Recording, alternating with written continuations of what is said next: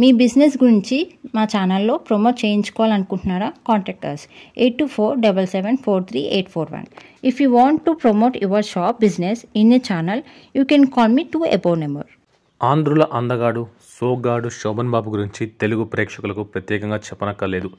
ఎన్టీఆర్, ఏఎన్ఆర్, కృష్ణ లాంటి అగ్ర హీరోలు ఏలుతున్న ఇండస్ట్రీలోకి శోభన్ బాబు ఎంట్రీ ఇచ్చి వారితో సమానమైన హోదాను సంపాదించుకున్నాడు. టాలీవుడ్ సీనియర్ హీరోలు అనగానే ఎన్టీఆర్, ఏఎన్ఆర్, కృష్ణ తర్వాత శోభన్ బాబు పేరే వినిపిస్తోంది. అందం, అభినయం అని సాధారణంగా హీరోయిన్లను పొగేటప్పుడు మాట్లాడతాము. కానీ శోభన్ బాబు విషయంలో ఆ పదాలు వాడడంలో ఏమాత్రం అతిశయోక్తి కాదు. ఎలాంటి బ్యాక్గ్రౌండ్ లేకుండా అప్పట్లోనే సినీ పరిశ్రమలోకి అడుగుపెట్టి అతి తక్కువ సమయంలోనే అగ్ర కథానాయకుడిగా ఎదిగి మిగతా హీరోలకు షాకిచ్చాడు. ముఖ్యంగా లేడీ ఫ్యాన్ ఫాలోయింగ్ ఈయనకు ఉన్నంతగా ఎవరికీ లేదు, ఇకపై ఎవరికీ రాదు కూడా. ఎన్నో మరచిపోలేని పాత్రలకు జీవం పోసి ప్రేక్షకుల గుండెల్లో నిలిచిపోయారు శోభన్ బాబు. ఇద్దరు భార్యల మధ్యలో నలిగిపోయే పాత్రలను నటించి మహిళా ప్రేక్షకుల ఆరాధ్య నటుడిగా నిలిచారు. ట్రయాంగిల్ లవ్ స్టోరీలకు, నవలా చిత్రాలకు శోభన్ బాబు ట్రెండ్ సెటర్. క్రమశిక్షణకు మారుపేరుగా నిలిచిన ఆయన ఉదయం 6 గంటల నుంచి సాయంత్రం 6 గంటల వరకు ఏకదాటిగా పనిచేసేవారు. 6 గంటలు దాటిన తర్వాత ఎట్టి పరిస్థితుల్లోనూ ఇంట్లో ఉండాల్సిందే. భార్య, బిడ్డలతో గడపడంతో పాటు శరీరానికి తగినంత విశ్రాంతి ఉండాలని తనకు తానే ఓ కఠినమైన నిబంధన పెట్టుకున్నారు. క్రమశిక్షణతో జీవితాన్ని, కెరియర్ను నడిపిన శోభన్ బాబు దాదాపు 220కి పైగా సినిమాల్లో నటించి తన 59వ ఏట నట జీవితానికి స్వస్తి పలికారు. చెన్నైలో తన కుటుంబ సభ్యులతో శేష జీవితాన్ని ఆనందంగా గడిపారు. రిటైర్మెంట్ తర్వాత ఏ ఫంక్షన్లోనూ, మీడియాలోనూ శోభన్ బాబు కనిపించింది లేదు. తనను ప్రేక్షకులు ఎలా చూశారో చివరి వరకు అదే రూపం వాళ్ళ మనసులో ఉండాలని చెప్పారట శోభన్ బాబు. 2008 మార్చి 20 ఉదయం 10:50 చెన్నైలో తుది శ్వాస విడిచారు శోభన్ బాబు. కెరియర్లో ఎంతోమంది హీరోయిన్లతో కలిసి ఆయన నటించారు.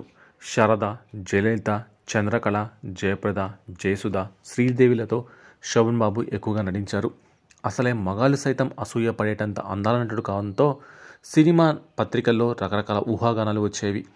ఈ నేపథ్యంలో ప్రముఖ రచయిత, దర్శకుడు కనగాల జయకుమార్ శోభన్ బాబుకు క్లోజ్ ఫ్రెండ్ కావడంతో ఓ ఇంటర్వ్యూలో ఆయనకు సంబంధించిన కీలక విషయాలు వెల్లడించారు. సంపూర్ణ రామాయణం సినిమా షూటింగ్ సమయంలో శోభన్ బాబు చాలా క్లోజ్ అయ్యారని, తనని ఎప్పుడూ రూమ్కి పిలిచేవారని, ఏదైనా పాట పాడమని చెప్పేవారని జయకుమార్ తెలిపారు.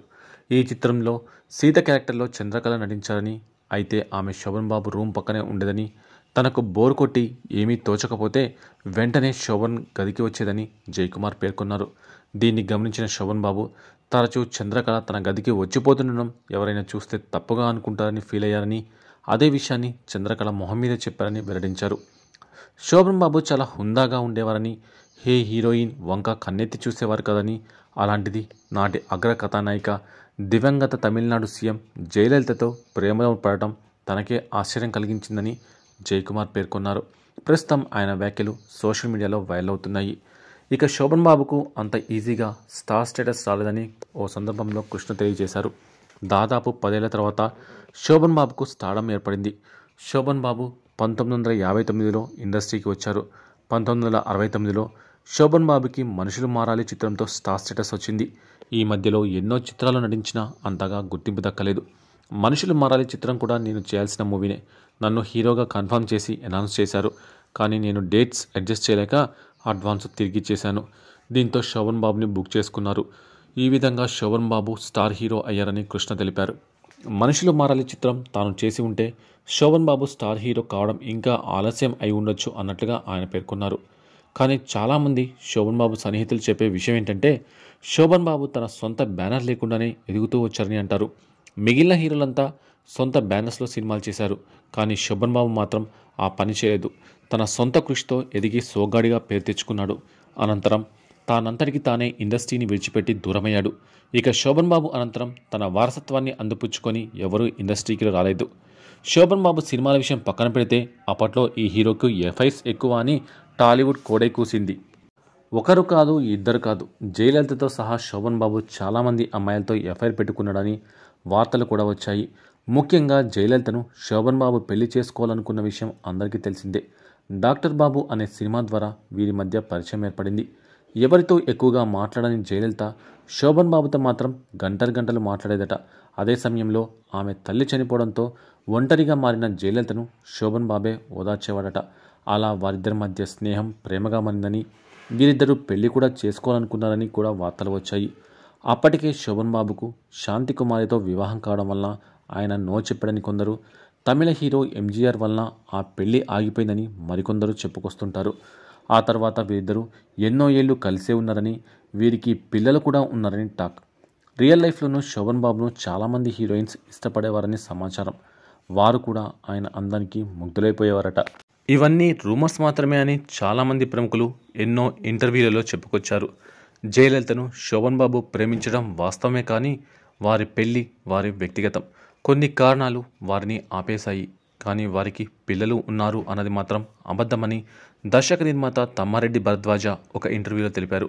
ఇక శోభన్ బాబుకు ఎప్పుడూ ఆస్తులు, బిజినెస్ అనే లోకం తప్ప వేరేది ఏది ఉండదని, అమ్మాయిల పిచ్చి అనేది కూడా అబద్ధమే అని మరికొందరు చెప్పుకొచ్చారు. శోభన్ బాబు సినిమాల ద్వారా సంపాదనను చాలా జాగ్రత్తగా దాచుకునేవారు. ఖర్చులు చేయకుండా కేవలం రియల్ ఎస్టేట్ వ్యాపారంలో మాత్రమే ఇన్వెస్ట్ చేసేవారు. మద్రాసులో అలాగే హైదరాబాద్లో అప్పట్లో చాలా భూములు కొనుగోలు చేశారు. ఎక్కువగా మద్రాసులో 1000 ఎకరాలు కొన్నారు. 2008లో ఆయన మరణించేసరికి అప్పట్లో వాటి విలువ 80,000 కోట్లు దాటాయి.